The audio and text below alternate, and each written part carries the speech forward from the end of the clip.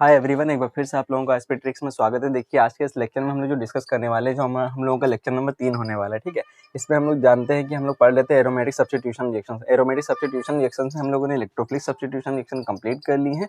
अब हम लोग जो देखने वाले हैं, हमारे न्यूक्लियोफिलिक सब्स्टिट्यूशन रिएक्शन देखने वाले हैं। न्यूक्लियोफिलिक सब्स्टिट्यूशन रिएक्शन हम लोग 3 टाइप से पढ़ने वाले हैं। कौन कौन सी? ArSN1 ArSN2 via benzene. अब देखिए, SN1 SN2 रिएक्शन तो हम लोग बहुत अच्छे से फेमिलियर हैं। देखिए, SN1 SN2 रिएक्शन, इसका मतलब क्या? न्यूक्लियोफिलिक सब्स्टिट्यूशन रिएक्शन, और वो भी बायोमोलिकुलरिटी हो। इसमें क्या हो? यूनिमोलिकुलरिटी हो। उसी तरीके से हम लोग इसमें एरीन में पढ़ने वाले, इस वजह से एरीन हो जाएगा यहाँ पे।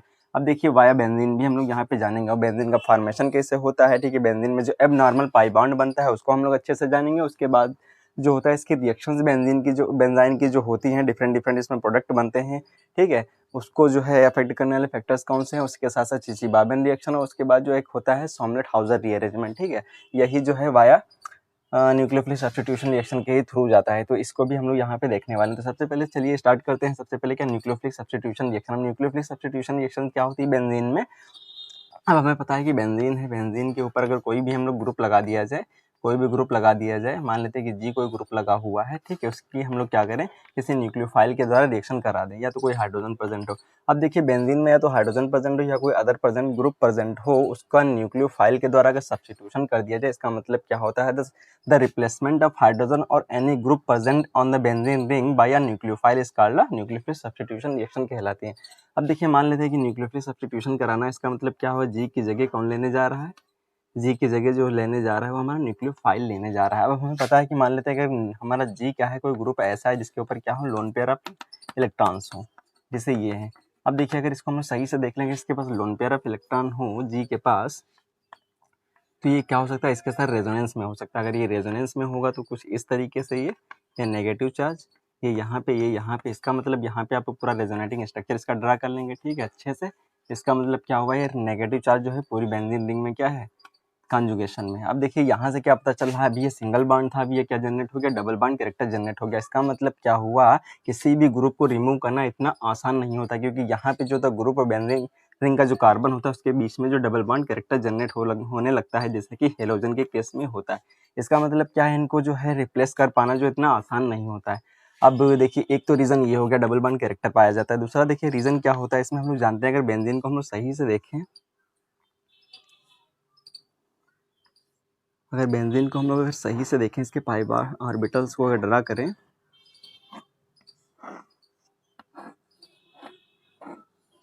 अब देखिए इसमें क्या होता है? पाई क्लाउड ऑफ इलेक्ट्रॉन्स होता है। पाई क्लाउड ऑफ इलेक्ट्रॉन्स, ये जो कि इस तरीके से कुछ दिखा सकते हैं। उसी तरीके से अबव द प्लेन होता है, उसी तरीके से बिलो द प्लेन भी हम लोग दिखा सकते हैं।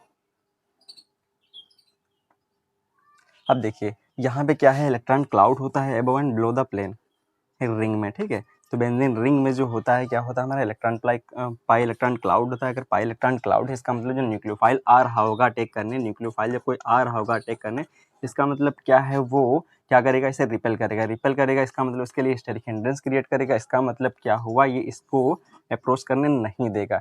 अब देखिए, फर्स्ट कंडीशन क्या थी? तो डबल बॉन्ड कैरेक्टर। दूसरा क्या था? इसके पाई इलेक्ट्रॉन क्लाउड की वजह से ये रिएक्शन जो इतनी आसान नहीं होती है।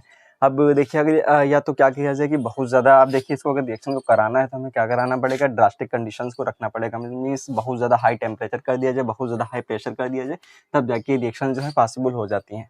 अब देखिए, और सेकंड क्या कर दिया जाए? एक तो क्या कर दिया जाए? टेम्परेचर प्रेशर को बढ़ा दिया जाए। दूसरा चीज़ क्या कर दिया जाए? कोई ऐसा ग्रुप इस पर लगा दिया जो इस इलेक्ट्रॉन क्लाउड को कम कर दे। ठीक है, इस इलेक्ट्रॉन क्लाउड को कम कर दे। इसका मतलब क्या हुआ? अगर जी की जगह पे हम लोग क्या कर लें? स्ट्रॉन्ग इलेक्ट्रॉन विड्रॉइंग ग्रुप ले लें, जैसे कि मेटा डायरेक्टर वगैरह होते हैं। ठीक है, जैसे कि SO3H हो गया। ठीक है, NO2 हो गया, CN हो गया, CF3 हो गया।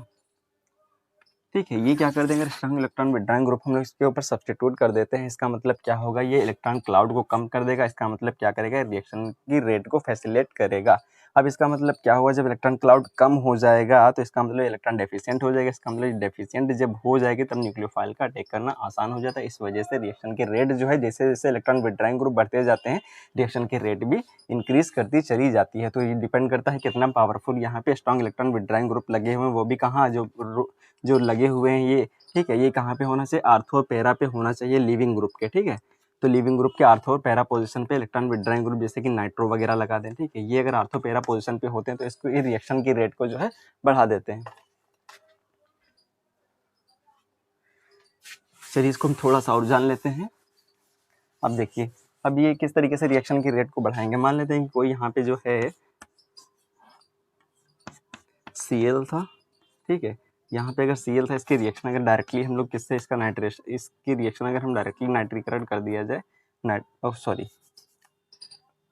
मान लेते हैं, ठीक है, NaOH से करा दिया जाए, डायरेक्टली NaOH से करा दिया जाए, तो लगभग 350 डिग्री टेम्परेचर, 200 डिग्री और 200 atm प्रेशर की रिक्वायरमेंट होती है इस रिएक्शन को कराने के लिए, तब जाके यहाँ पे फिनाल जो है तैयार होता है। अब देखिए, अब हम क्या करते हैं, दूसरी चीज़ क्या कर दी जाए, इस पर कोई इलेक्ट्रॉन विड्राइंग ग्रुप लगा देकर, इस पर कोई इलेक्ट्रॉन विड्राइंग ग्रुप लगा देते हैं, जैसे कि Cl था, यहाँ पे N+N O- इस तरीके से लगा दिया जाए, ठीक है। इसके ऊपर पॉजिटिव चार्ज आ जाएगा। अब देखिए, जब कोई न्यूक्लियोफाइल अटैक करने आएगा तो न्यूक्लियोफाइल क्या करेगा, ये यहाँ पे जो है अटैक करेगा। इसको सही से अगर इधर हम लोग दिखा दें तो देखिए, ये यहाँ पे अटैक करेगा, नेगेटिव चार्ज इधर। अब देखिए, ये यहाँ पे हमारा न्यूक्लियोफाइल आ चुका है। अगर न्यूक्लियोफाइल आ चुका है तो इलेक्ट्रॉन ये माइनस यहाँ पे घूम रहा है। अब देखिए, ये क्या है, इसके साथ रेजोनेंस में। अगर ये रेजोनेंस में, इसका मतलब इसको स्टेबलाइज कर सकता है।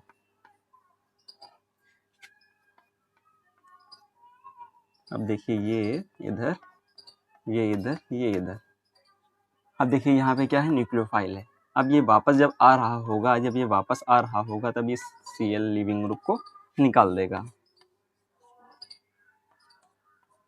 तो यहाँ से हमारा जो है NO2 वैसे लगा रहा है, ये हमारा Cl की जगह कोई भी न्यूक्लियोफाइल आके जुड़ जाएगा इस तरीके से, ठीक है। इस तरीके से कोई रिएक्शन जो होती है तो ठीक है प्रोसीड होती है। इसी तरीके से और इलेक्ट्रॉन विड्राइंग ग्रुप लगा दिए तो रिएक्शन की रेट और ज़्यादा फास्ट हो जाएगी। इसका मतलब अब यहाँ पे अगर रिएक्शन हम लोग कराएं तो लगभग 2 ही डिग्री टेम्परेचर पे काम हो जाएगा। अगर दो मान लेते हैं कि एक NO2 लगा था, एक और NO2 लगा दिया जाए, तो पता चला जो है 130 डिग्री टेम्परेचर पे ही ये काम हो जाएगा। उसी तरीके से मान लेते हैं कि और ज़्यादा NO2 लगा दिया जाए और स्ट्रॉन्ग इलेक्ट्रॉन विड्राइंग लगा दिया जाए, तो पता चला ये रूम टेम्परेचर पे ही रिएक्शन हो जाती है। इस तरीके से रिएक्शन की रेट को जो है इंक्रीज करते हैं अगर ये आर्थोपेरा पे लगे हुए हैं इलेक्ट्रॉन विड्राइंग ग्रुप, ठीक है। तो ये डायरेक्टली पूछ लेता है कि जो है विच one of the following will be the order of the reactivity towards the nucleophile. तो जितना ज़्यादा स्ट्रॉन्ग इलेक्ट्रॉन विड्राइंग ग्रुप लगे होंगे उतना ज़्यादा उसकी रेट हो जाएगी। तो आप लोग इस तरीके से कर सकते हैं, जैसे कि कोई एग्जाम्पल आ गया, यहाँ पे Br लगा दिया, ये NO2 लगा हुआ है, कामा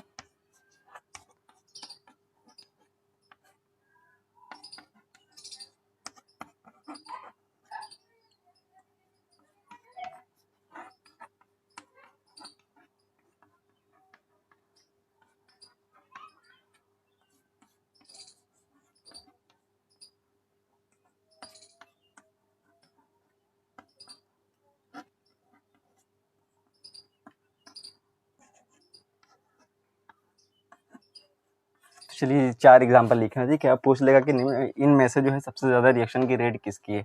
तो हमें पता है कि जो है जिसपे जितना ज़्यादा इलेक्ट्रॉन विड्राइंग ग्रुप लगे होंगे उसकी रिएक्शन की रेट जो होगी उतनी फास्ट होगी न्यूक्लियोफाइल के रिस्पेक्ट में। अगर न्यूक्लियोफाइल के रिस्पेक्ट में है रिएक्शन की रेट, इसकी सबसे ज़्यादा होगी। अगर इलेक्ट्रोफाइल के रेट में दे दिया जाए तो इसका मतलब जो जितना रिच होगी वो इलेक्ट्रोफाइल के रिस्पेक्ट में सबसे फास्ट रिएक्शन देगी, क्योंकि उसके लिए क्या होना चाहिए, इलेक्ट्रॉन रिच बेंजीन होना चाहिए। इसके लिए क्या होना चाहिए, इलेक्ट्रॉन डेफिशिएंट बेंजीन होना चाहिए, क्योंकि ये ऑलरेडी इलेक्ट्रॉन रिच है, ये ऑलरेडी इलेक्ट्रॉन डेफिशिएंट है। डेफिशिएंट इसका मतलब ये रिच होना चाहिए, अगर ये इलेक्ट्रॉन रिच है तो इसका मतलब ये डेफिशिएंट होना चाहिए।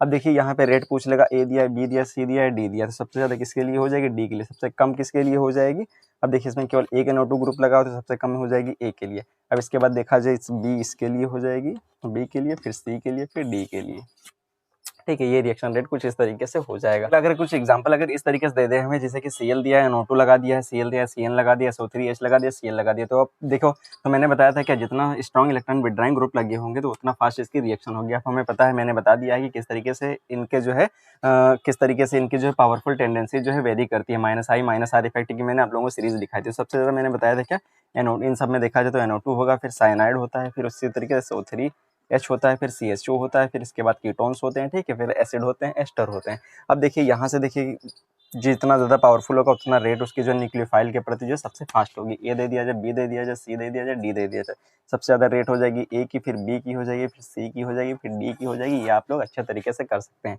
अब अगर यहाँ पे 2-2 ग्रुप लगा दिया जाए तो तब भी सबसे फास्ट इसी की रिएक्शन की रेट होगी, क्योंकि पावरफुल ज़्यादा है, ठीक है। इसका मतलब क्या है कि इस तरीके से आप लोग वेरी कर सकते हैं रिएक्शन की रेट को। अगर यहाँ पे लगा देता है NO2, यहाँ पर भी आप देखिए यहाँ पे दो दो ग्रुप है, सबसे ज़्यादा फिर बी की हो जाती, फिर ए की हो जाती, फिर सी की हो जाती, फिर डी की हो जाती। इस तरीके से आप लोग ग्रुप वेरी कर करके जो है रिएक्शन के रेट को आप लोग कर सकते हैं, ठीक है। यही कॉम्पिटिटिव एग्जामिनेशन में एग्जाम को ये क्वेश्चंस बनते हैं, ठीक है। किस तरीके से इनको करना है तो आप लोगों को समझ में आ गया होगा। तो चलिए आगे हम लोग देख लेते हैं कुछ। अब न्यूक्लियोफिलिक सब्स्टिट्यूशन रिएक्शन मैंने जैसे बताया कि तीन टाइप से हमें देखना है, कौन सा, ArS1, ठीक है, SN1 ArSN2 वाया बेंजाइन। अब देखिए जो न्यूक्लियोफिलिक सब्स्टिट्यूशन रिएक्शन जो यूनिमोलिकुलर होती है, बहुत ही कम रिएक्शन होती है देखने को मिलती है, ठीक है। ये रेयरली ये देखने को मिलती है, ठीक है। अब ये देखो, जो अगर ये दी भी जाती है तो डायरेक्ट जो मेनली जो होता है वो डाइजोनियम साल्ट के द्वारा ही दी जाती है। अब देखिए ये, अब ये रिएक्शन सबसे ज्यादा जो फेवर होती है, इसका मतलब सबसे ज्यादा कॉमनली यही रिएक्शन पाई जाती है। अब देखिए इसकी रेट जो होती है डिपेंड करती है लिविंग जो ग्रुप है उसकी टेंडेंसी कितनी ज्यादा है। उसी तरीके से -R-I सब्स्टिट्यूएंट जो आर्थोपेरा पोजीशन पर लगे हैं कितने पावरफुल हैं। उसी तरीके से हीट्रो एटम जो लगा हुआ था कितना ज्यादा इलेक्ट्रॉन नेगेटिव, इसका मतलब कितना बढ़िया लिविंग ग्रुप है, ठीक है, कितनी जल्दी निकल जाएगा। और तीसरा किस पर डिपेंड करता है कि जो है वो सॉल्वेंट जो यूज कर रहे हैं उसका जो मीडियम कैसा है, ठीक है। हम लोग यूज कर रहे हैं पोलर ए प्रोटिक यूज कर रहे हैं, पोलर प्रोटिक यूज कर रहे हैं, तो हमें पता है SN2 रिएक्शन को फेवर करने वाले जो सॉल्वेंट होते हैं पोलर, ठीक है, ए प्रोटिक सॉल्वेंट होते हैं, ठीक है। ये कुछ इस तरीके से हमें देखना है। देखिए अगला क्या है, वाया बेंजाइन और एराइन इंटरमीडिएट के थ्रू हमें देखना है, मतलब ये कुछ इस टाइप का जो है इंटरमीडिएट बनता है, यहाँ पे नेगेटिव यहाँ पे पॉजिटिव, इस तरीके से एक ट्रिपल बॉन्ड बन जाता है यहाँ पे, ठीक है, जो कि sp2 हाइब्रिडाइज्ड होता है। तो चलिए अब हम लोग आगे उसके कुछ एग्जांपल देख लेते हैं। मान लेते हैं कि R है, N ट्रिपल बॉन्ड N है, यहाँ पे कोई न्यूक्लियोफाइल रिएक्शन करने आ रहा है, तो यहाँ पे पॉजिटिव चार्ज, तो ये एज अ लिविंग ग्रुप पहले निकलेगा। अगर ये लिविंग ग्रुप निकला तो यहाँ पे पॉजिटिव चार्ज आएगा, अगर पॉजिटिव चार्ज आएगा इसका मतलब N2 ये बनेगा। N2 गैस निकल के न्यूक्लियोफाइल जब आ रहा होगा अगली स्टेप में, ठीक है, इसका मतलब कि ये 1 था, इसका मतलब 2 स्टेप में रिएक्शन जाएगी, 2 स्टेप में रिएक्शन जाएगी, ये बनना चाहिए। हमें पता है ये इतना स्टेबल नहीं होता, इस वजह से बनता भी नहीं, इसलिए रिएक्शन जो है रेयरली देखने को ही मिलती है। तो ये कुछ बनना चाहिए AR न्यूक्लियोफाइल। अब देखिए कुछ इसके एग्जाम्पल देख लेते हैं, जैसे कि हमें पता है कि मान लेते हैं कि क्या AR है, N2 प्लस है। अब इसकी रिएक्शन अगर करा दी जाए H2O से, H2O से रिएक्शन करा दी जाए, मतलब H2O के साथ इसको हीट कर दिया जाए तो ArOH जुड़ जाएगा। उसी तरीके से हैलाइड के साथ इसकी अगर रिएक्शन करा दी जाए तो हमारा पता है तो AR हैलाइड जुड़ जाएगा, ठीक है। उसी तरीके से इसकी रिएक्शन अगर करा दी जाए N3 माइनस से, ठीक है, N2 निकलता चला जाएगा, N2 निकलता चला जाएगा। उसी तरीके से ArN3 जुड़ जाएगा। इसका मतलब जो भी न्यूक्लियोफाइल हम डालते जाएं उसी तरीके से रिएक्शन होती जाएगी। उसी तरीके से अगर सॉल्वेंट में इसकी रिएक्शन करा दी जाए मिथेनॉल वगैरह से, तो ये यहाँ पे लोन पेयर ये अंदर की ओर अटैक करेगा, इसको ये मतलब तो निकाल ही दिया, उसके साथ ये बन जाएगा हमारा ArOCH3। कुछ इस तरीके से रिएक्शन करता चला जाएगा। तो चलिए आगे कुछ आप लोगों को रिएक्शन दिख रही होंगी, जैसे कि मैंने बताया क्या क्लोरोबेंजीन अगर डायरेक्टली ले लिया जाए तो इसका मतलब क्या लगाना पड़ेगा, बहुत ही ड्रास्टिक कंडीशन पे हमें ये रिएक्शन करानी पड़ेगी। इसका मतलब एक्वस NaOH ले ले तो इसका मतलब हमें पता है फिनॉल का बनना है। अब देखिए फिनॉल कब बनता है, देखिए बहुत ज़्यादा टेम्परेचर और बहुत ज़्यादा प्रेशर पे ही ये रिएक्शन पॉसिबल है। इसका मतलब जो है बहुत ज़्यादा जो है प्रोडक्ट जो हमारा वेस्ट भी होगा। इसका मतलब क्या है, अगर हम लोग क्या करा, अगर इसकी रिएक्शन को फैसिलिटेट कराना है, इसकी रिएक्शन को फास्ट करना है, तो हम लोग क्या करें, इसके ऊपर ग्रुप जो डिफरेंट जो है NO2 ग्रुप वगैरह है, इलेक्ट्रॉन विड्राइंग ग्रुप जो सब्स्टिट्यूट करते जाए, तो हम लोग क्या करेंगे, इसको जो आसानी से ऑब्टेन कर सकते हैं। अगर हम लोग एक NO2 लगाते तो रिएक्शन जो है, रिएक्शन की रेट लगभग 200 डिग्री सेंटीग्रेड पे आ जाएगी, ठीक है। उसी तरीके से दो अगर NO2 लगा दें, ठीक है, उसकी रिएक्शन की रेट और ज़्यादा बढ़ जाएगी, लगभग 130 पे आ जाएगी। एक और लगा दीजिए, ये रूम टेम्परेचर पे ही रिएक्शन हो जाएगी। इस तरीके से कुछ इसकी रिएक्शन की रेट जो है वेरी करती है। अब देखिए अगली स्टेप में क्या है, NO2, ठीक है, इसके आर्थो पोजीशन पे एक ग्रुप लगा हुआ है जो इसकी रिएक्शन की रेट को बढ़ाएगा। देखिए यहाँ पे NO2 लगा हुआ है, NO2 को हमें चेंज करना है किससे, एक्वस NaOH से। तो हमें पता है ये लिविंग ग्रुप है तो निकल जाएगा यहाँ पे NO2, ठीक है, और यहाँ से जो NO2 हमारा एक ऐसे ही लगा रह जाएगा। अब देखिए दूसरी इसकी रिएक्शन MeO Na से करा दी जाए, सोडियम मेथॉक्साइड से, सेम यहीं पे यही होने वाला है। तो NO2 एक लगा रहेगा, एक NO2 जो है आर्थो पोजीशन से निकल जाएगा, ठीक है। कुछ इस तरीके से रिएक्शन होगी। अब देखिए यहीं पे अगर थोड़ा सा हम लोग चेंजेस कर दें, अब देखिए हाँ यहाँ पे जैसे यहाँ पे एक L लगा हुआ है, L को हम लोग क्या मान सकते थे, Cl भी मान सकते थे, फ्लोरो भी मान सकते थे, ब्रोमो भी मान सकते थे। अब देखिए यहाँ पे जो है एक F लगा हुआ है, मान लेते हैं कि एक और कुछ चेंज किया जाए, हाँ एक जो है यहाँ पे भी चलो लगा देते हैं। अब देखिए इनमें से कौन सा ग्रुप जो निकलने वाला है, तो हम लोगों ने क्या देखा है, जो वे ही केवल निकलने वाले हैं जो जिनके आर्थो पे अच्छे इलेक्ट्रॉन विड्राइंग ग्रुप होना चाहिए। तो देखिए इसके मेटा पे है, इसके आर्थो पे, इसका मतलब क्या होगा, इसमें रिमूविंग जो ग्रुप होगा, लिविंग ग्रुप जो होगा केवल ये होगा, ना कि ये वाला।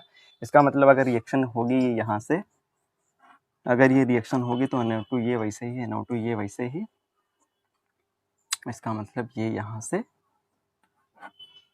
ये जुड़ने वाला है, ठीक है, बाकी एफ वैसे ही लगा रह जाएगा। अब देखिए रिएक्शन की रेट, एक चीज़ और देख लेते हैं इसमें रिएक्शन की रेट। अब देखिए हम लोग फ्लोरो ले लें, क्लोरो ले लें, ब्रोमो ले लें, आयोडो ले लें, ठीक है। तो मैंने क्या बताया था, पोलर एप्रोटिक सॉल्वेंट में जो इनकी रिएक्शन की रेट जो होती है ब्रोमो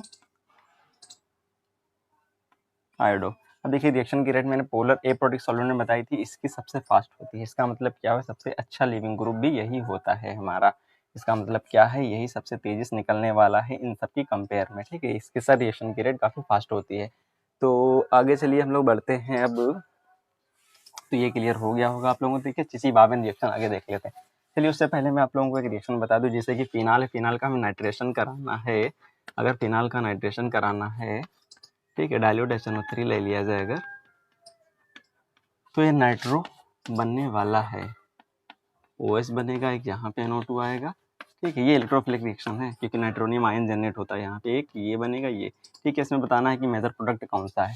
तो मैंने क्या बताया था, क्योंकि ये जो OH लगा हुआ है इसका -I और उसके साथ साथ +M काम कर रहा है, +M काम कर रहा है, इसका मतलब आर्थोपेरा डायरेक्टर है, आर्थोपेरा डायरेक्टर है और I भी काम कर रहा है, आर्थो से इलेक्ट्रॉन डेंसिटी ज़्यादा खींच लेगा, इसका मतलब पैरा मेजर प्रोडक्ट ये बनाते हैं। लेकिन यहाँ पे क्या एक चीज़ और भी देखना पड़ेगा, अगर इसको खोल के देखा जाए तो यहाँ पे कुछ इस तरीके से ये दिख रहा होगा, ये हाइड्रोजन बॉन्डिंग कर रहा है, जिसकी वजह से आर्थो प्रोडक्ट जो है मेजर देता है, ठीक है। इस तरीके के क्वेश्चन जो है ध्यान रखना आप लोग।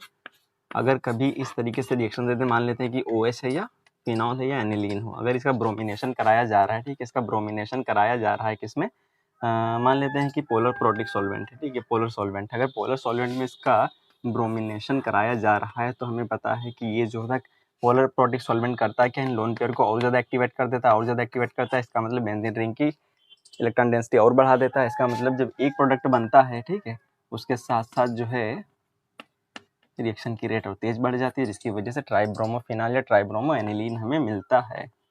या इसमें करा दी जाए या तो एसिटिक एसिड में करा दी जाए, पोलर प्रोटिक सॉल्वेंट होना चाहिए। उसी तरीके से अगर इसकी रिएक्शन जो है ब्रोमिनेशन कराया जाए, अगर इसकी रिएक्शन CH2 में करा दी जाए या CCl4 में करा दी जाए, तो हमें पता है क्या होते हैं ये, C double bond S electron withdrawing दोनों तरफ खींचेंगे। अगर खींचेंगे इसका मतलब क्या होगा, दोनों का डाइपोल मोमेंट 0 हो जाएगा। इसका मतलब ये भी क्या है, पोलर नहीं है। उसी तरीके CCl4 देख लेते हैं। अगर CCl4 को देखा जाए तो देखिए ये इधर की ओर खींच रहा होगा, 3 ये इधर की ओर खींच रहे होंगे, इनका रिजल्टेंट कुछ इधर की ओर होगा। इसका मतलब ये भी एक दूसरे को कैंसिल आउट कर देंगे डाइपोल मोमेंट को। इसका मतलब ये भी पोलर नहीं है। इसका मतलब ये नॉन पोलर है। अगर नॉन पोलर हैं तो क्या करता है, रिएक्शन की रेट को केवल एक ही स्टेप पे रोक देता है।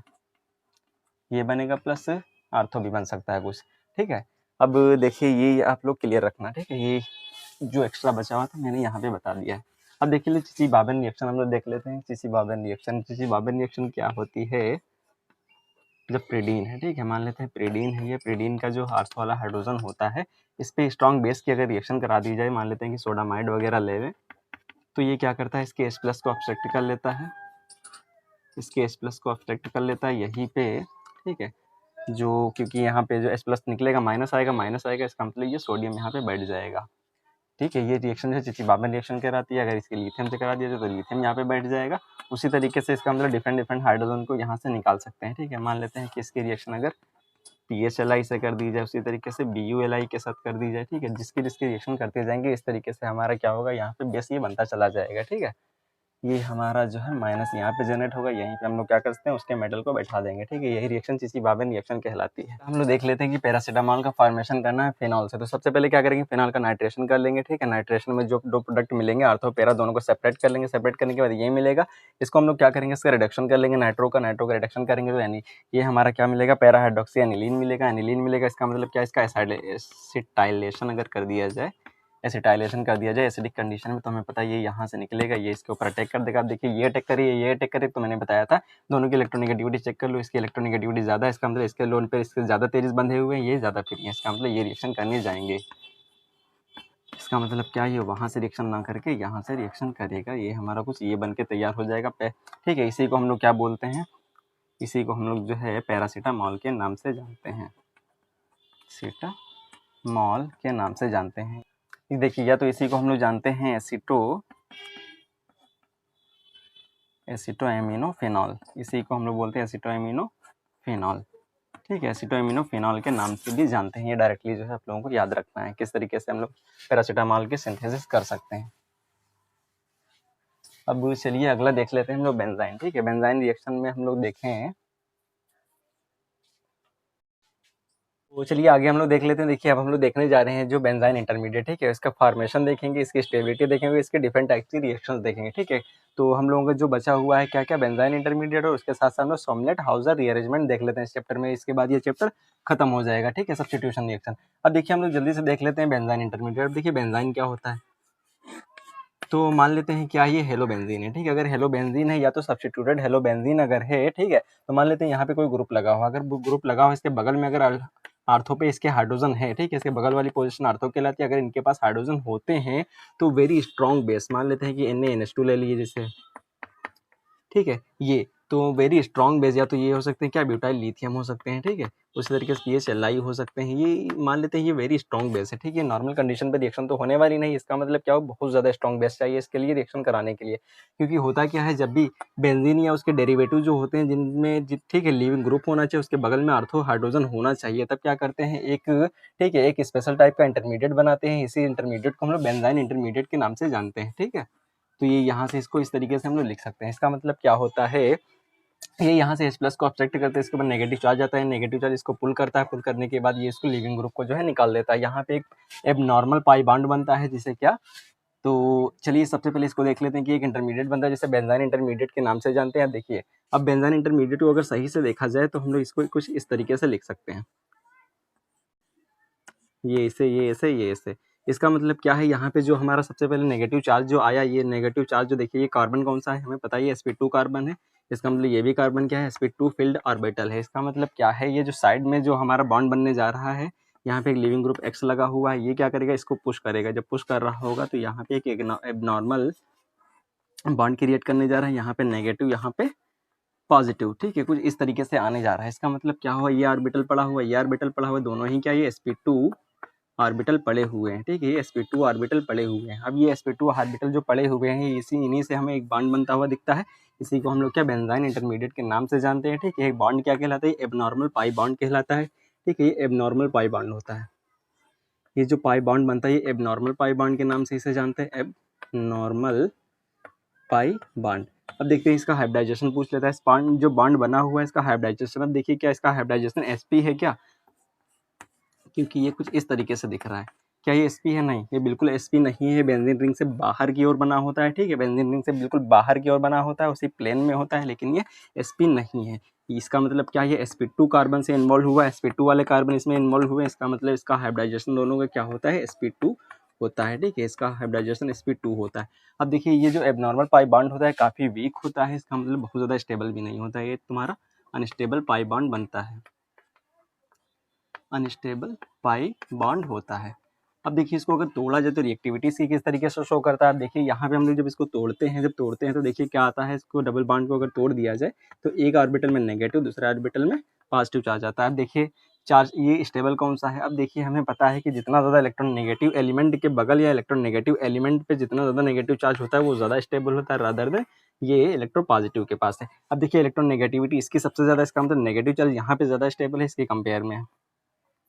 ठीक है, तो यहाँ पे नेगेटिव चार्ज ज़्यादा स्टेबल है। इसका मतलब क्या, इसी तरीके से देखा जाए तो देखिए उसी तरीके से एक दूसरी चीज़ और देखा जाए, अगर ऑक्सीजन के ऊपर पॉजिटिव आ जाए, दूसरा ऑक्सीजन के ऊपर नेगेटिव आ जाए, कहाँ पे ज़्यादा स्टेबल है, नेगेटिव, यहाँ पे ज़्यादा स्टेबल है। इसका मतलब ये बहुत ज़्यादा अनस्टेबल है। यहाँ पर भी सेम केस होने वाला। अब देखिए यहाँ पे जो हम लोग, ठीक है, देख रहे हैं कार्बन क्या है, sp2 हाइब्रिडाइज है, sp2 हाइब्रिडाइज है। इसका मतलब क्या हुआ, इसकी इलेक्ट्रोनेगेटिविटी नॉर्मल कार्बन जिसकी होती है 2.5, इससे ज़्यादा होती है, लगभग 2.8 के आसपास होती है।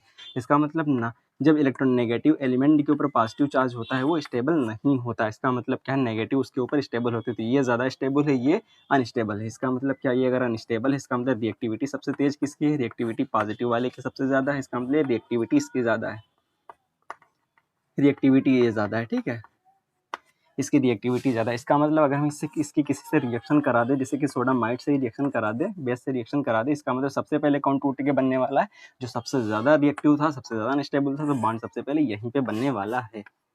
इस तरीके से कुछ इस ऐसे रिएक्शन दिखती है। इसका मतलब यहाँ पे क्या हुआ, अब नेगेटिव पड़ा हुआ, नेगेटिव पड़ा हुआ, ये अगले NH3 से, ठीक है, अगला जो NH3 था इसका यहाँ से, ठीक है, ये बॉन्ड से इलेक्ट्रॉन ले लेगा, मतलब H+ को ले लेगा, इस तरीके से यहाँ पे H जुड़ जाएगा। इसका मतलब रिएक्टिविटी इसकी ज़्यादा थी, इस वजह से ये पहले बनता है। ये कुछ इस तरीके से रिएक्शन जाती है। चलिए इसमें हम लोग कुछ और देख लेते हैं, यहाँ पे इसके आगे कुछ रिएक्शंस कैसे देख लेते हैं, इसके बनाने की विधि देख लेते हैं, किस तरीके से इसको हम लोग बना सकते हैं। तो ये आप लोगों को क्लियर हो गया होगा, ठीक है। इसमें बस यही पॉइंट्स याद करने वाले थे। अब चलिए इसको हम लोग बनाना देख लेते हैं, किस तरीके से इसको बना सकते हैं। हम मान सकते हैं कि हेलो बेंजीन, अगर हेलो बेंजीन है तो स्ट्रॉन्ग बेस के साथ इसको रिएक्ट करा दे तो बेंजाइन बन जाएगा। चलिए ठीक है, अब मान लेते हैं कि इसको कुछ जो है डिफरेंट से बनाते हैं। अब मान लेते हैं कि यहाँ पे चलिए क्लोरोबेंजीन है, यहाँ पे फ्लोरो है। यहाँ पे हम लोग अगर मैग्नीशियम डाल दें, यहाँ पे देखिए कुछ इस तरीके से हमारा बनने वाला है। तो देखिए एक फ्लोरो लगा, एक क्लोरो लगा, तो मैग्नीशियम कहाँ पे इंसर्ट करेगा, जितना हमें पता है क्या, तो मैग्नीशियम कहाँ पे इंसर्ट करेगा, जितना ये वीक बॉन्ड होगा उनके बीच में इंसर्ट कर जाएगा। तो फ्लोरो, क्लोरो, ब्रोमो, आइडो। तो हमें पता है कि साइज जैसे जैसे नीचे जाते हैं तो साइज बढ़ता जाता है, साइज बढ़ता जाता है। इसका मतलब क्या हुआ, बॉन्ड वीक होते जाते, बॉन्ड वीक होते जाते, तो वीक बॉन्ड ये होगा, यहाँ पे मैग्नीशियम ये इंसर्ट कर जाएगा। इसका मतलब क्या है, अब यहाँ पे इंसर्ट कर गया, इसके ऊपर नेगेटिव कैरेक्टर आ गया, नेगेटिव कैरेक्टर आ गया, आसानी से इसको लीव करा देगा, लीव करा देगा। इसका मतलब ये हमारा बेंजाइन बन के तैयार हो जाएगा, ठीक है। किस तरीके से बना सकते हैं। दूसरा देखिए हम एंथ्रानिलिक एसिड से बना सकते हैं। एंथ्रानिलिक एसिड किसे बोलते हैं, अब देखिए एंथ्रानिलिक एसिड तो नाम याद रखना, आर्थो एमाइनो बेंजोइक एसिड को हम लोग एंथ्रानिलिक एसिड के नाम से जानते हैं। क्या है ये, एंथ्रानिलिक एसिड। अगर ये एंथ्रानिलिक एसिड है, इसका मतलब इसका डाइएजोटाइजेशन कर देंगे तो RONO डाल देगा, या ये नहीं डालेगा तो तुम्हें क्या दे देगा, NaNO2 + HCl दे देगा क्या, और NaNO2 + HCl। तो इसे सोडियम नाइट्राइट के नाम से जानते हैं, सोडियम नाइट्राइट, ठीक है, नाइट्रेट नहीं, नाइट्राइट के नाम से जानते हैं। क्या है ये, नाइट्राइट है। तो सोडियम नाइट्राइट डाल देते हैं, इसकी रिएक्शन कराते हैं लगभग आइस में, जिसे 0 से 5 डिग्री सेंटीग्रेड बोलते हैं, ठीक है। अब क्या करते हैं, ये जो NH2 ग्रुप होते हैं इसको किसमें, एमीन में, इसको जो है डाइजोनियम में कन्वर्ट कर देता है। तो एमीन किस में कन्वर्ट हो जाएगा, डाइजोनियम में कन्वर्ट हो जाएगा। अब देखिए यहाँ पे लगा है COOH। अब इसका मतलब इसमें बेस डाल दिया जाए, अगर बेस इसमें डाल दिए, ये H+ को ऑब्जेक्ट करेगा, ये अंदर की ओर CO2 निकलती हुई दिख रही है, N2, दोनों ही लिविंग ग्रुप है, क्योंकि हमें पता है यहाँ पे दो गैस निकल रही है। तो यहाँ पे दो गैस निकल रही है, यहाँ पे एक N2 निकल रही प्लस CO2 निकल रही है। इसका मतलब इसके सिस्टम की एंट्रोपी बढ़ जाएगी, इस वजह से वेरी फास्ट रिएक्शन होती है, ठीक है। तो यहाँ से हम लोग बेंजाइन इंटरमीडिएट बना सकते हैं। अब देखिए आगे क्या कर सकते हैं।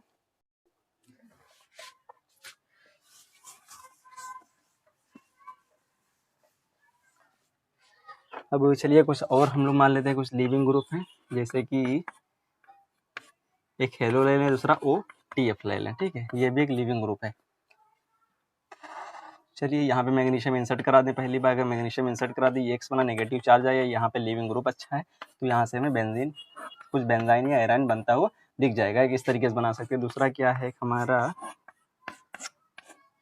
NN-SO2, ठीक है, एक इससे भी कभी कभी दे देता है, तो डायरेक्टली इसे हमें याद रखना है। इसको अगर हीट कर दिया जाए तो यहाँ से भी SO2 गैस निकलती हुई दिख रही है, प्लस N2 गैस निकलती हुई दिख रही है, ये हमारा इधर की ओर, ठीक है, ये इधर की ओर। तो यहाँ से हमारा जो है कुछ इस तरीके से ये हमारा N2 गैस निकलेगी प्लस SO2 गैस निकलती हुई दिखेगी। एक इस तरीके से हम लोग बेंजाइन बना सकते हैं। हम देखिए इसको ट्रैप कैसे कर सकते हैं, किस तरीके से पता चलता है कि ये बेंजाइन इंटरमीडिएट पाया जाता है। देखिए तो देखिए इसकी जब हम लोग मास स्पेक्ट्रोमेट्री करते हैं, मास स्पेक्ट्रोमेट्री में हम लोग निकालते हैं क्या है, M/Z रेशियो निकालते हैं, ठीक है। M/Z रेशियो के रिस्पेक्ट में देखते हैं कि कौन किसकी पीक आ रही है, उन फ्रेगमेंट्स को हम लोग इस तरीके से पहचान लेते हैं। तो यहाँ से देखते हैं कि सबसे पहले मान लेते हैं कि अगर बेंजाइन ये बीच में बना है तो इसको डिटेक्ट करना काफ़ी डिफिकल्ट होता है।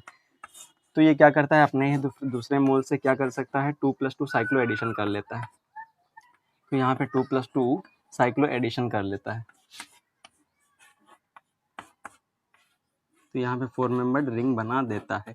तो एक इसके रिस्पेक्ट में M/Z रेशियो की एक पीक प्राप्त मिलती है, एक इसके रिस्पेक्ट में भी M/Z की एक पीक मिलती है। इसका मतलब पता चल जाता है कि इसको जो तोड़ा जाए तो यहाँ से बेंजाइन इंटरमीडिएट पाया जाता है, ठीक है। तो इस तरीके से भी इसको हम लोग कंफर्म कर सकते हैं। अब चलिए इसके हम लोग रिएक्शंस देख लेते हैं, बेंजाइन किस तरीके से रिएक्शन करता है। तो मान लेते हैं कि कोई बेंजाइन इंटरमीडिएट है, जैसे कि सबसे पहले जो मान लेते हैं कि क्या है ये OMe लगा देते हैं, ठीक है। अगर OMe लगा देते हैं, यहाँ पे हम लोग कुछ हेलो मान लेते हैं कि क्लोरो लगा हुआ है, इसके जो है स्ट्रॉन्ग बेस सोडामाइड से रिएक्शन करा दिया। सोडामाइड से अगर रिएक्शन करा दिया तो हमारा क्या बनेगा, पूछ लेगा कि जो है अगर रिटर्न में रहेगा तो पूछ लेगा हमें, ठीक है, मेजर जो प्रोडक्ट बन रहे हैं सारे प्रोडक्ट पूछ लेगा। अगर ऑब्जेक्टिव में पूछेगा तो which one of the following will be the major product और माइनर प्रोडक्ट दोनों पूछ सकता है। तो यहाँ से ये OMe, तो देखिए यहाँ से Cl निकला, एक बार NH2 यहाँ जुड़ जाए या तो NH2 यहाँ जुड़ जाए, कौन सा बनेगा। अब देखिए यहाँ से हम लोग अगर देखें तो इसको किस तरीके से हम लोग इसकी रिएक्टिविटी और किस में कौन सा मेजर प्रोडक्ट बनेगा इसको कैसे एक्सप्लेन करेंगे। तो चलिए बस आप लोगों को एक चीज़ याद रखना है, क्योंकि हमें पता है सोडामाइड जो है यहाँ पे जो H+ निकालेगा तो नेगेटिव चार्ज बनेगा, क्योंकि देखिए ये लिविंग ग्रुप है, अगर ये लिविंग ग्रुप है तो इसके बगल में आर्थो हाइड्रोजन होना चाहिए। तो ये देखिए यहाँ पे तो कोई आर्थो हाइड्रोजन नहीं है, लेकिन यहाँ पे आर्थो हाइड्रोजन था। अगर आर्थो हाइड्रोजन है तो स्ट्रॉन्ग बेस की प्रेजेंस में नेगेटिव चार्ज बनेगा, नेगेटिव चार्ज ये बना, ये अंदर की ओर पुश करेगा तो Cl को रिमूव करेगा, ठीक है। तो इस तरीके से करने जा रहा है। अब देखिए, तो ये देखिए जो नेगेटिव चार्ज बन रहा है वो देखिए किस कार्बन पे बना हुआ है, ये तुम्हारा sp2 कार्बन पे बना हुआ है। इसका मतलब जब भी नेगेटिव चार्ज या पॉजिटिव चार्ज sp2 कार्बन पे होंगे या sp कार्बन पे होंगे, नेगेटिव या पॉजिटिव चार्ज, ठीक है, या sp कार्बन पे होंगे या sp2 कार्बन पे होंगे, ठीक है, नेगेटिव पॉजिटिव चार्ज केवल हमें देखना है क्या -I और +I इफेक्ट से ही उसकी स्टेबिलिटी देखना है और किसी से नहीं, ठीक है, ना रेजोनेंस ना मेसोमेरिक इफेक्ट कुछ भी नहीं, ठीक है, ना हाइपर कॉन्जुगेशन, केवल क्या देखना है -I और +I इफेक्ट। तो हमें पता है कि I ऑक्सीजन है, अगर ऑक्सीजन है तो -I इफेक्ट लगाता है। तो इसकी स्टेबिलिटी जो होती है दो तरीके से एक्सप्लेन की जाती है, एक तो स्टेरिक फैक्टर, दूसरा क्या होता है इलेक्ट्रॉनिक फैक्टर। इलेक्ट्रॉनिक फैक्टर मतलब जो है इलेक्ट्रॉनिक रिपल्शन से देख सकते हैं, स्टेरिक फैक्टर में स्टेरिक रिपल्शन से देख सकते हैं, इलेक्ट्रॉनिक में इसकी इलेक्ट्रॉन की स्टेबिलिटी देख सकते हैं। अब देखिए यहाँ पे हम लोग क्या कर लें, तो देखिए नेगेटिव चार्ज, अब देखिए यहाँ पे अगर हम लोग बनाने के लिए जाएँ, सबसे पहले हम लोग दो तरीके से इसको प्रोसीड कर सकते हैं, कैसे कैसे। तो देखिए ये नेगेटिव चार्ज है, सबसे पहले हमारा बेंजाइन इंटरमीडिएट बनेगा, बेंजाइन इंटरमीडिएट जब बन गया एक बार, OMe वैसे ही पड़ा है, तो देखिए जब सोडामाइड आने वाला होगा तो सोडामाइड जब आ रहा होगा तो ये क्या है नेगेटिव चार्ज एक बार यहाँ दे या तो दूसरी बार यहाँ पे अटैक कर सकता है। तो मान लेते हैं ये A प्रोसेस है, ये प्रोसेस B है, पाथ मान लेते हैं, ठीक है। तो दो पाथ के थ्रू हम इसको रिएक्ट कराते हैं, OMe यहाँ पड़ा हुआ है, अगर A पाथ को ये फॉलो कर रहा है, मान लेते हैं कि पाथ A से गया है तो NH2 ये बनाया है, ये पाथ A है, तो नेगेटिव चार्ज फिर यहाँ पे आया। दूसरा क्या है पाथ ये B अगर चूज़ कर ले, अगर ये पाथ B चूज़ कर ले तो NH2 हमारा यहाँ आने वाला है, ठीक है, तो नेगेटिव चार्ज यहाँ आने वाला है। तो देखें अब देखिए ये कहाँ है, देखिए एक तो इसका इलेक्ट्रॉनिक फैक्टर इसको डिस्टेबलाइज कर रहा है, ठीक है, दूसरा क्या है नेगेटिव चार्ज। देखिए अब देखिए -I इफेक्ट लग रहा था सबसे ज़्यादा, -I इफेक्ट यहाँ पे, फिर यहाँ पे, फिर यहाँ पे, इस तरीके से वेरी कर रहा है। अब यहाँ देखिए ये काफ़ी दूर है, लेकिन यहाँ पे अगर इसका -I इफेक्ट लगे तो इस माइनस नेगेटिव चार्ज को काफ़ी ज़्यादा तेज़ी से स्टेबलाइज कर सकता है इलेक्ट्रॉन डेंसिटी को खींच करके। इसका मतलब नेगेटिव चार्ज यहाँ पे स्टेबल है, यहाँ पे नहीं। एक तो देखिए यहाँ पे, एक तो देखिए इसका स्टेरिक फैक्टर काम कर रहा है, ये इसको डिस्टेबलाइज कर रहा है, दूसरी चीज़ नेगेटिव चार्ज जो काफ़ी दूर है, जो इसको स्टेबलाइज इतनी आसानी से नहीं कर पा रहा है। इसका मतलब यहाँ पे देखिए ये भी दूर है, ये भी पास है नेगेटिव चार्ज, इसका मतलब -I जो है इस इलेक्ट्रॉन को काफ़ी अच्छे से स्टेबलाइज कर सकता है। इसका मतलब ये हमारा मेजर बनेगा यहीं से। बस ये अगली बार में क्या H+ ले लेगा, H+ ले लेगा तो हमारा फाइनल प्रोडक्ट क्या बनाएगा ये वाला, ठीक है। इस वजह से ये मेजर प्रोडक्ट बनता है, ठीक है, प्रीडोमिनेंटली बहुत ज़्यादा बनता है, लगभग 90% के आसपास ये बनता है, ठीक है। तो ये इसका रीज़न जो हम लोग अच्छे से एक्सप्लेन कर सकते हैं।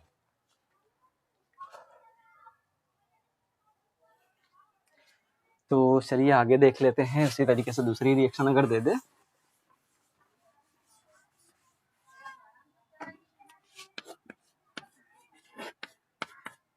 अब देखिए OMe लगा हुआ है, Cl की पोजीशन बदलते हैं। अगर Cl की पोजीशन बदले, अगर सोडामाइड से रिएक्शन कराए तो सोडामाइड से रिएक्शन कराने पे हमारे वही दो पॉसिबल प्रोडक्ट बनेंगे, OMe बनेगा। अब देखिए इसके इधर भी हाइड्रोजन है, इसके इधर भी हाइड्रोजन है, तो बेंजाइन कहाँ से बने, सबसे पहले बेंजाइन ही इसमें दो बनेंगे, इसमें बेंजाइन दो बनने वाले हैं, ठीक है, एक इधर से एक इधर से, क्योंकि दोनों साइड में आर्थो हाइड्रोजन इसके प्रेजेंट हैं। अब देखिए यहाँ पे सोडामाइड ये था, अब देखिए तो बेंजाइन का सबसे पहले तो बेंजाइन पहचानो सबसे ज़्यादा स्टेबल कौन है। देखिए सबसे एसिडिक इसमें प्रोटॉन कौन है, देखिए ये वाला जो H+ है इसके बगल में -I ग्रुप लगा हुआ है, यहाँ से जो है काफ़ी -I वाला दूर है, तो इसका मतलब ये एसिडिक प्रोटॉन ज़्यादा है, ये क्या है मोर एसिडिक प्रोटॉन है, ये क्या है मोर एसिडिक प्रोटॉन है। अगर ये मोर एसिडिक प्रोटॉन है इसका मतलब बेंजाइन हमारा स्टेबल ये बनेगा, ठीक है, ना कि ये। इसका मतलब बेंजाइन में इधर ये बन गया। अब देखिए यहाँ से भी दो पाथ आ गए, फिर वही चीज़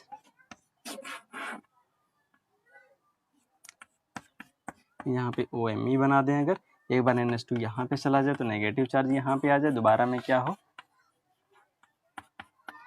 OMe यहाँ बन जाए तो नेगेटिव चार्ज वहाँ पे हो तो NH2 फिर यहाँ पे जुड़े, तो दो पाथ थे। अब देखिए माइनस आई कहाँ ज़्यादा स्टेबल है, यहाँ ज़्यादा स्टेबल है, इसका मतलब मेजर प्रोडक्ट हमारा यहीं पे जोड़ देंगे। ठीक है, ये हमारा फाइनल प्रोडक्ट हो जाएगा।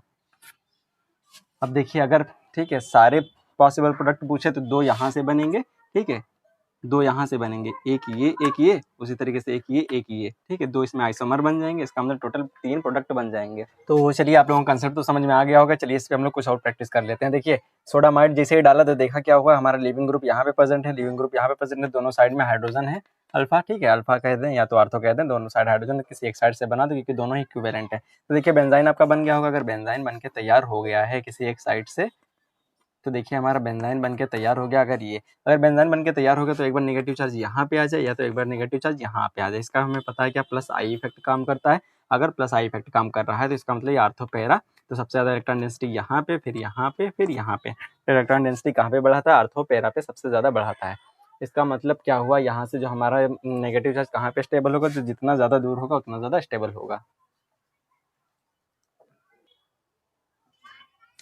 तो ठीक है, तो जैसे क्या देखें कि जिससे मतलब नेगेटिव चार्ज क्या होगा, जैसे जैसे डिस्टेंस बढ़ती जाएगी तो प्लस आई सबसे ज़्यादा जो है इलेक्ट्रॉन डेंसिटी यहाँ पे होगी, उसके बाद इलेक्ट्रॉन डेंसिटी यहाँ पे होगी, उसके बाद इलेक्ट्रॉन डेंसिटी फिर यहाँ पे होगी। तो प्लस आई इफेक्ट इसका मतलब क्या, ये जितना दूर होगा उतना ज़्यादा स्टेबल होगा। अगर ये स्टेबल यहाँ पे है नेगेटिव चार्ज है तो एमाइड हमारा कुछ यहाँ पे जुड़ना चाहिए, तो हमारा ये हमारा मेजर प्रोडक्ट हो जाएगा। ठीक है, अब देखिए नेक्स्ट वाला देख लेते हैं। हाँ, इसके लिए जो एक इंपॉर्टेंट पॉइंट याद रखना, जब कभी भी कुछ ऐसे ग्रुप हों, ठीक है, जैसे OH हो गया, NH हो गया, जो क्या हो क्योंकि बेस डाल रहे हैं क्योंकि एसिडिक होते हैं तो ये कुछ नेगेटिव ऐसे बना लेंगे या तो OH O माइनस बना लेंगे। इसका मतलब O माइनस बना लेंगे, इसका मतलब ये माइनस यहाँ पे इलेक्ट्रॉन फ्री हो गए, इसका मतलब क्या, नेगेटिव चार्ज इस पर जनरेट हो जाता है।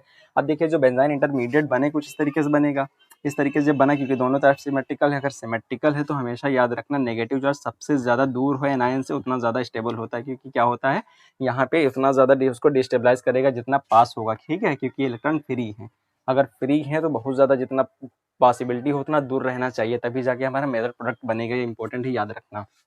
इसका मतलब क्या हुआ, सबसे पहले ये प्लस निकाला, माइनस बना, इसका मतलब अगर नेगेटिव चार्ज यहाँ हो तो ये बहुत कम स्टेबल होगा। अगर एक बार नेगेटिव चार्ज चलो यहाँ रख दें या तो एक बार यहाँ रख दें, देखिए ये है, ये इसके नियर है, इसका मतलब ये इतना ज़्यादा स्टेबल नहीं है, इसका मतलब जितना दूर रहेगा उतना ज़्यादा स्टेबल होता है ये। ठीक है, अब देखिए इसका मतलब नेगेटिव चार्ज अगर दूर है तो ज़्यादा स्टेबल, इसका मतलब NH2 यहाँ पे अटैक करना चाहिए, इसका मतलब मेजर प्रोडक्ट हमारा यहाँ से ये बन जाएगा। फाइनली H प्लस डाल देंगे, हमारा प्रोटोनेशन होके ये हमारा मेजर प्रोडक्ट बन जाएगा। उसी तरीके से चलिए ये वाला देख सकते हैं हम। देखिए यहाँ पर भी दो पॉसिबिलिटी, बेंजाइन यहाँ से बने या तो यहाँ से बने। तो देखिए ये तो प्लस आई इफेक्ट है, अगर प्लस आई इफेक्ट है तो एसिडिक प्रोटॉन ये तो इतना स्टेबल है नहीं, इसका मतलब एसिडिक प्रोटॉन ये ज़्यादा स्टेबल होता है। इसका मतलब बेंजाइन हमारा यहाँ से बनने वाला है, तो बेंजाइन बन के तैयार हो गया, पहली स्टेप। दूसरी स्टेप में एक बार क्या हो जाए, नेगेटिव चार्ज यहाँ आए, एक बार नेगेटिव चार्ज यहाँ आए, तो देखिए इसका प्लस आई इफेक्ट काम कर रहा था, जितना ज़्यादा पास माइनस आई होगा उतना अनस्टेबल होगा। इसका मतलब क्या है, जितना दूर हो माइनस उतना ज़्यादा स्टेबल है। इसका मतलब यहाँ पे नेगेटिव चार्ज है वो ज़्यादा स्टेबल है, इसका मतलब ये हमारा जो है मेजर प्रोडक्ट बनने वाला है मेटा। ठीक है, तो ये क्लियर हो गए होंगे। तो चलिए हम लोग इसमें अब लास्ट देख लेते हैं, एक सोमलेट रीअरेंजमेंट है। ठीक है, ये भी काफी इंपॉर्टेंट है। तो देखिए जब बेंजाइलिक क्वाटनरी अमोनियम साल्ट हो, ठीक है, बेंजाइलिक, ठीक है, ये बेंजाइलिक कहलाता है इतना। अगर बेंजाइलिक पोजीशन पे क्वाटनरी अमोनियम साल्ट, क्वाटनरी का मतलब नाइट्रोजन से चार चार जो है ग्रुप जुड़े हुए हैं, इसकी रिएक्शन अगर स्ट्रॉन्ग बेस की पोजीशन में करा देते हैं तो रीअरेंजमेंट होता है, जिसे हम सोमलेट रीअरेंजमेंट के नाम से जानते हैं। अब देखिए सबसे ज्यादा एसिडिक प्रोटॉन अगर यहाँ पे है तो देखिए बेस है, बेस एसिडिक प्रोटॉन को निकालिए। एसिडिक प्रोटॉन सबसे ज्यादा कहाँ पे है, तो देखिए एक ये प्रोटॉन हो, एक यहाँ कहीं से निकल जाए। अब देखिए अगर यहाँ से निकले तो नेगेटिव चार्ज ये बना, अगर नेगेटिव चार्ज ये बना, यहाँ पे नेगेटिव चार्ज बना। अब देखिए ये क्या है, बेंजाइलिक पोजीशन पे तो सबसे ज्यादा स्टेबल होगा इसके पाई कॉन्जुगेशन के थ्रू। इसका मतलब सबसे ज्यादा स्टेबल ये है। अगर ये है तो सबसे पहले स्टेप ये हो गई कि नेगेटिव चार्ज यहाँ बना। अगर नेगेटिव चार्ज बना उसके बाद क्या होगा, तो चलिए सबसे पहले नेगेटिव चार्ज बना लेते हैं। ये CH2, ठीक है, अगर ये CH2 है तो CH माइनस यहाँ पे बना, अगर ये बना N तो 3 ये ऐसे लगे रहेंगे। अगली कंडीशन में क्या होगी, ये तुम्हारा क्या होगा, ये इक्विलिब्रियम में रहता है इस तरीके से, ये कुछ इस तरीके से CH के ऊपर क्या आ गया माइनस, यहाँ से क्या हो गया प्रोटॉन शिफ्टिंग करेगा, प्रोटॉन शिफ्ट करेगा, ये CH2 में कन्वर्ट हो जाएगा N। ठीक है, 3 CH3 तुम्हारे लगे हुए हैं, CH3 एक CH3, ठीक है, यहाँ से प्रोटॉन शिफ्ट हो गया वहाँ से, ठीक है, ये अपना इधर भेज दिया, मतलब H प्लस यहाँ भेज दिया तो नेगेटिव चार्ज इसके ऊपर आ गया। अब देखिए पॉजिटिव है। अब देखिए आप लोग जो है, ठीक है, पेरिसाइक्लिन में आगे पढ़ेंगे चल के, क्या यहाँ पे जो होता है एल पोजिशन इसको 1, ठीक है, इसको भी 1, इसको नंबर 2 दे देते हैं, यहाँ पे 2,3। अब देखिए 2,3 यहाँ पे सिग्मा ट्रॉपिक रीअरेंजमेंट करा सकते हैं, ये इधर की और ये इधर शिफ्ट हुआ, ये इधर शिफ्ट हुआ, तो देखिए ये ऐसे ही, तो यहाँ डबल बॉन्ड बन रहा है, ये CH2 इससे जुड़ने वाला है, CH2 से N जुड़ा हुआ, N पे ही दो CH3 लगे हुए हैं। अब ये हाइड्रोजन प्रोडक्ट जो है कुछ इस तरीके से बन के तैयार हो जाएगा। तो इनके ऊपर दो CH3 फाइनल प्रोडक्ट हो जाएगा।